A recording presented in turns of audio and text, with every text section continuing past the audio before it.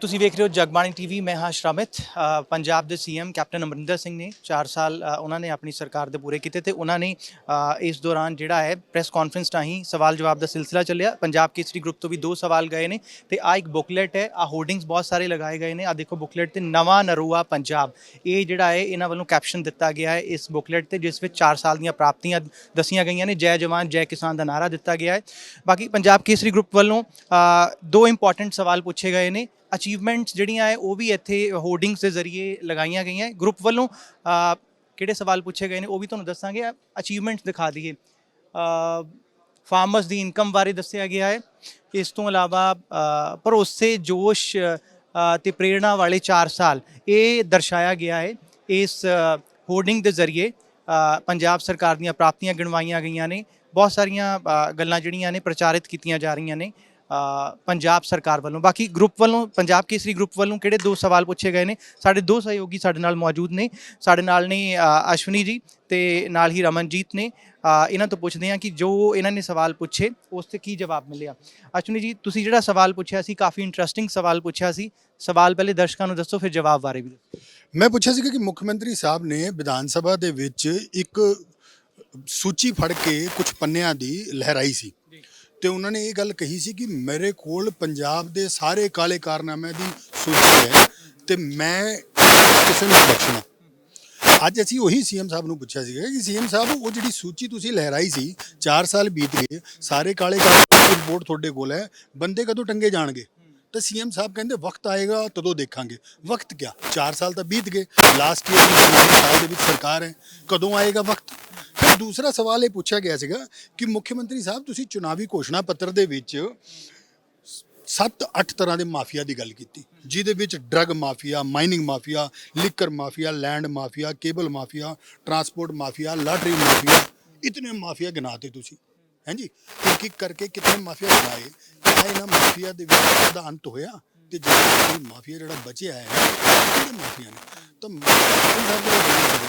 ਕਿ ਅਸੀਂ liquor mafia ਦੀ ਲੱਕ ਤੋੜੀ ਹੈ, ਟਰਾਂਸਪੋਰਟ ਮਾਫੀਆ ਦੇ ਉੱਪਰ ਵੀ ਨਕੇਲ ਕੱਸ ਰਹੇ ਹਾਂ, ਪਾਲਿਸੀ ਵਗੈਰਾ ਲੈ ਕੇ ਆ ਰਹੇ ਹਾਂ, ਮਾਈਨਿੰਗ ਮਾਫੀਆ ਦੇ ਵਿੱਚ ਵੀ ਰੈਵਨਿਊ ਆ ਰਿਹਾ, ਬਟ ਬਾਕੀ ਮਾਫੀਆਜ਼ ਦੇ ਉੱਪਰ ਨੂੰ ਲੈ ਕੇ ਕੈਪਟਨ ਸਾਹਿਬ ਦਾ ਬੜਾ ਸਪਸ਼ਟ ਜਵਾਬ ਨਹੀਂ ਸੀਗਾ। ਔਰ ਕੈਪਟਨ ਸਾਹਿਬ ਦਾ ਕਹਿਣਾ ਸੀਗਾ ਕਿ ਕੋਈ ਇੱਕ ਦਿਨ ਦੇ ਵਿੱਚ ਸਾਰੇ ਮਾਫੀਆ ਖਤਮ ਨਹੀਂ ਹੋ ਜਾਂਦੇ। ਇਹਦਾ ਮਤਲਬ ਹੈ ਇੱਕ ਦਿਨ ਨਹੀਂ, ਤਾਂ ਮਤਲਬ 4 ਸਾਲ ਹੋ ਗਏ। ਹੁਣ ਕਦੋਂ ਮਾਫੀਆ ਖਤਮ ਹੋਣਗੇ? 5ਵੇਂ ਸਾਲ ਦੇ ਵਿੱਚ ਅਸੀਂ ਪ੍ਰਵੇਸ਼ ਕਰ ਰਹੇ ਹਾਂ, ਮਾਫੀਆ ਦਾ ਦੀ ਐਂਡ ਕਦੋਂ ਹੋਣਾ ਹੈ? ਲੇਕਿਨ ਜਿਸ ਤਰੀਕੇ ਦੀ ਸਿਚੁਏਸ਼ਨ ਹੈ, ਜਿਸ ਤਰੀਕੇ ਨਾਲ ਇਲੈਕਸ਼ਨ ਦੇ ਦੌਰ ਦੇ ਵਿੱਚ ਪੂਰੀ ਕਾਂਗਰਸ ਆ ਚੁੱਕੀ ਹੈ, ਹੁਣ ਐਵੇਂ ਸੋਚ ਲਓ ਤੁਸੀਂ ਕਿ ਜਿਹੜੇ ਨੇ ਕਿ ਜਦੋਂ ਵਕਤ ਆਏਗਾ ਤਾਂ ਸੂਚੀ ਦਿਖਾਵਾਂਗੇ ਤੇ ਵਕਤ ਆਏਗਾ ਤਾਂ ਮਾਫੀਆ ਖਤਮ ਕਰਾਂਗੇ। ਉਹ ਵਕਤ ਕਦੋਂ ਆਏਗਾ? ਇਲੈਕਸ਼ਨ ਤੋਂ ਪਹਿਲਾਂ ਆਏਗਾ, ਇਲੈਕਸ਼ਨ ਤੋਂ ਬਾਅਦ ਆਏਗਾ, ਜਾਂ ਦੂਜੀ ਸਰਕਾਰ ਤੋਂ ਉਮੀਦ ਹੈ? ਇਹ ਤਾਂ ਹੁਣ ਕੈਪਟਨ ਸਾਹਿਬ ਹੀ ਦੱਸਣ। ਅੱਛਾ, ਰਮਨਜੀਤ, ਇਹਨਾਂ ਨੇ ਵੀ ਸਵਾਲ ਪੁੱਛਿਆ ਸੀ, ਸਾਡੇ ਸੀਨੀਅਰ ਸਹਿਯੋਗੀ ਨੇ। ਰਮਨਜੀਤ, ਤੁਸੀਂ ਕਿਹੜਾ ਸਵਾਲ ਪੁੱਛਿਆ ਤੇ ਕੀ ਜਵਾਬ ਮਿਲਿਆ? ਹਾਂ, ਮੈਂ ਪੁੱਛਿਆ ਸੀਗਾ ਜੀ ਕਿ 2017 ਦੇ ਇਲੈਕਸ਼ਨ ਤੋਂ ਪਹਿਲਾਂ ਕਾਂਗਰਸ ਪਾਰਟੀ ਨੇ, ਔਰ ਸੁਨੀਲ ਜਾਖੜ ਜੀ ਉਹਨਾਂ ਦੇ ਨਾਲ ਹੀ ਬੈਠੇ ਸੀਗੇ ਸੀਟ ਤੇ, ਮੈਂ ਉਹਨਾਂ ਨੂੰ ਆਖਿਆ ਕਿ ਤੁਹਾਡੇ ਨਾਲ ਬੈਠੇ ਨੇ, ਬਹੁਤ ਵੱਡਾ ਕੈਂਪੇਨ ਚਲਾਇਆ ਸੀਗਾ ਕਿ ਜਿਹੜੇ ਪਾਵਰ ਐਗਰੀਮੈਂਟਸ ਕੀਤੇ ਨੇ, ਜਿਹੜੇ ਨਵੇਂ ਪਾਵਰ ਪਲਾਂਟਸ ਲੱਗੇ ਨੇ ਪੰਜਾਬ ਦੇ, ਉਹਨਾਂ ਨੂੰ ਬਹੁਤ ਮਹਿੰਗਾ ਜਿਹੜਾ ਕੀਤਾ ਗਿਆ ਸੀਗਾ। ਉਹ ਉਹਨਾਂ ਦਾ ਐਲੀਗੇਸ਼ਨ ਇਹ ਸੀਗਾ ਵੀ ਪਿਛਲੀ ਸਰਕਾਰ ਨੇ ਬਹੁਤ ਮਹਿੰਗੇ ਐਗਰੀਮੈਂਟਸ ਕੀਤੇ ਨੇ, ਜਿਸ ਕਰਕੇ ਪੰਜਾਬ ਦੀ ਜਨਤਾ ਦੇ ਉੱਤੇ ਬੋਝ ਪਏਗਾ। ਕੋਈ ਪੁੱਛਿਆ ਸੀਗਾ ਕਿ 4 ਸਾਲ ਹੋ ਗਏ, ਕਿ ਉਹਨਾਂ ਐਗਰੀਮੈਂਟਸ ਨੂੰ ਰਿਵਿਊ ਕੀਤਾ ਗਿਆ ਹੈ? ਅਗਰ ਨਹੀਂ ਕੀਤਾ ਗਿਆ ਤਾਂ 1 ਸਾਲ ਰਹਿੰਦਾ ਆ, ਉਹ ਹੁਣ ਕਰੋਗੇ? ਤਾਂ ਕੈਪਟਨ ਸਾਹਿਬ ਨੇ ਉਹੀ ਜੋ ਪਹਿਲਾਂ ਵੀ ਉਹਨਾਂ ਦਾ ਸਟੈਂਡ ਇਹੀ ਰਿਹਾ ਕਿ ਜਿਹੜੇ ਉਹ ਐਗਰੀਮੈਂਟਸ ਨੇ ਉਹ ਪਹਿਲਾਂ ਹੋ ਜਾਂਦੇ ਨੇ, ਕਾਨੂੰਨੀ ਡਾਕੂਮੈਂਟ ਹੈ, ਉਹਨਾਂ ਨੂੰ ਅਸੀਂ ਰੱਦ ਨਹੀਂ ਕਰ ਸਕਦੇ, ਅਗਰ ਰੱਦ ਕਰ ਦਾਂਗੇ ਤਾਂ ਸੁਪਰੀਮ ਕੋਰਟ ਚਲੇ ਜਾਣਗੇ। ਔਰ ਇਹ ਵੀ ਕੈਪਟਨ ਸਾਹਿਬ ਨੇ ਆਖਿਆ ਹੈ ਕਿ ਜਿਹੜਾ ਉਹਦਾ ਨੁਕਸਾਨ ਹੈ ਉਹ 30-40 ਹਜ਼ਾਰ ਕਰੋੜ ਦੇ ਆਸ-ਪਾਸ, ਕਹਿੰਦੇ ਅਗਰ ਇਸ ਤਰ੍ਹਾਂ ਦਾ ਅਸੀਂ ਰੱਦ ਕਰ ਦਿੰਦਾ ਹੋਏਗਾ ਜਿਹੜਾ। ਦੂਸਰੀ ਗੱਲ ਉਹਨਾਂ ਨੇ ਇਹ ਵੀ ਕਿਹਾ ਕਿ ਜਿਹੜੇ ਸਾਡੇ ਸਰਕਾਰੀ ਪਾਵਰ ਪਲਾਂਟਸ ਨੇ ਉਹ ਬੜੇ ਛੋਟੀ ਕੈਪੈਸਿਟੀ ਦੇ ਨੇ, ਘੱਟ ਕੈਪੈਸਿਟੀ ਦੇ ਨੇ, ਤੇ ਉਸ ਨੂੰ ਜਿਹੜਾ ਇਹ ਕਾਰਨ ਵੀ ਉਹਨਾਂ ਨੇ ਦੱਸਿਆ ਕਿ ਇਸ ਕਰਕੇ ਅਸੀਂ ਜਿਹੜੇ ਐਗਰੀਮੈਂਟਸ ਉਹ ਰਿਵਿਊ ਨਹੀਂ ਕੀਤੇ ਜੀ। ਸੋ ਇਹ 2 ਅਹਿਮ ਸਵਾਲ ਜਿਹੜੇ ਨੇ ਉਹ ਸਾਡੇ ਅਖਬਾਰ ਜਿਹੜੇ ਮੇਨ ਸਾਡੇ ਪਬਲੀਕੇਸ਼ਨ ਦੇ ਹੈਗੇ ਨੇ, ਜਗਬਾਣੀ ਤੇ ਪੰਜਾਬ ਕੇਸਰੀ, ਇਹਨਾਂ ਵੱਲੋਂ ਪੁੱਛੇ ਗਏ ਤੇ ਜਵਾਬ ਕਿਹੜੇ ਮਿਲੇ। ਅਸ਼ਵਨੀ, ਤੁਹਾਨੂੰ ਕੀ ਲੱਗਦਾ ਹੈ ਕਿ ਕਿਹੜੇ ਸਵਾਲ ਜਿਹੜੇ ਨੇ ਸਵਾਲ ਜਿਹੜੇ ਸੀ ਉਹ ਮਿਸ ਹੋਏ ਨੇ? ਨਹੀਂ, ਭਖਦੇ ਸਵਾਲ ਕਈ ਸੀਗੇ। ਸਰਕਾਰ ਦੀ 4 ਸਾਲੇ ਦੀ ਕਾਰਜ ਪ੍ਰਣਾਲੀ ਹੈ।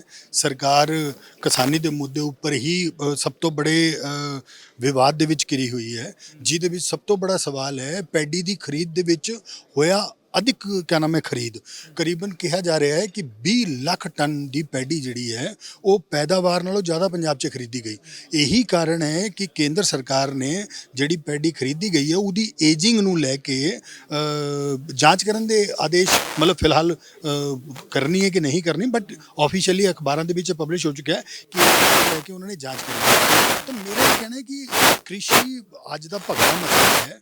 20 ਲੱਖ ਟਨ ਪੈਡੀ ਪਤਾ ਨਹੀਂ ਕਿੱਥੋਂ ਖਰੀਦੀ ਜਾਂਦੀ ਹੈ, ਜਿਹੜੀ ਪੈਦਾ ਹੀ ਨਹੀਂ ਹੋਈ ਚੰਡੀਗੜ੍ਹ ਉਹ ਇਹਦੇ ਵਿੱਚ ਪੰਜਾਬ ਦੇ ਵਿੱਚ।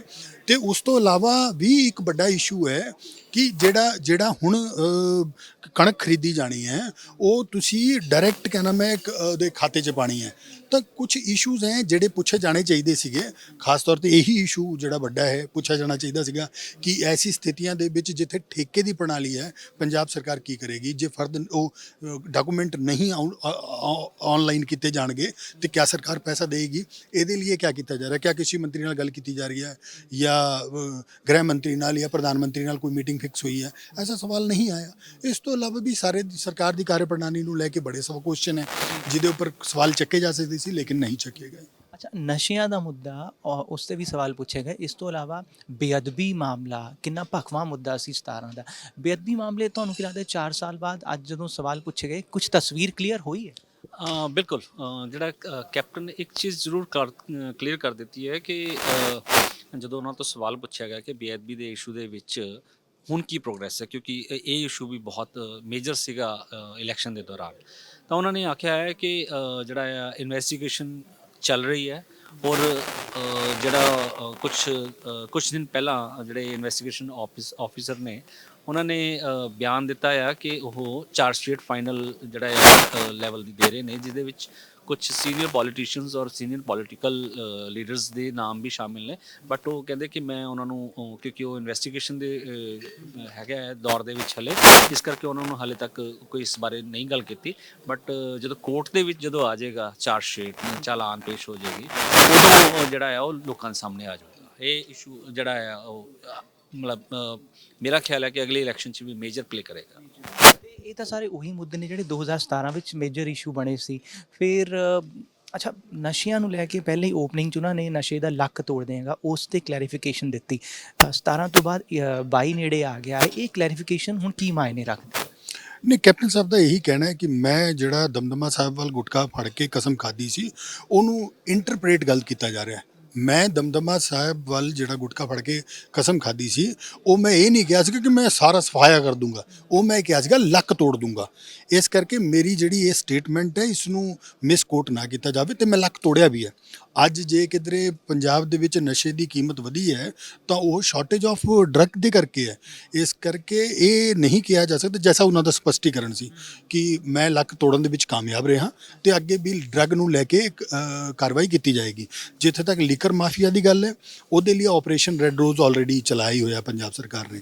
ਆਪਰੇਸ਼ਨ ਰੈੱਡ ਰੋਜ਼ ਦੇ ਤਹਿਤ ਕੁਝ ਡਿਸਟਿਲਰੀਜ਼ ਫੜੀ ਵੀ ਗਈਆਂ, ਲੇਕਿਨ ਥੋੜੀ ਜੀ ਦੁਖਦ ਗੱਲ ਇਹ ਹੈ ਕਿ ਇਹ ਸਾਰੀਆਂ ਡਿਸਟਿਲਰੀਆਂ ਤਦੋਂ ਫੜੀਆਂ ਗਈਆਂ ਹੈ ਜਦੋਂ ਪੰਜਾਬ ਦੇ ਵਿੱਚ 100 ਤੋਂ ਜ਼ਿਆਦਾ ਲੋਕਾਂ ਦੀ ਮੌਤ ਹੋ ਜਾਂਦੀ ਹੈ ਲਗਭਗ। ਕਿਉਂ ਰਮਨ ਜੀ, ਸਹੀ ਹੈ ਨਾ ਜੀ?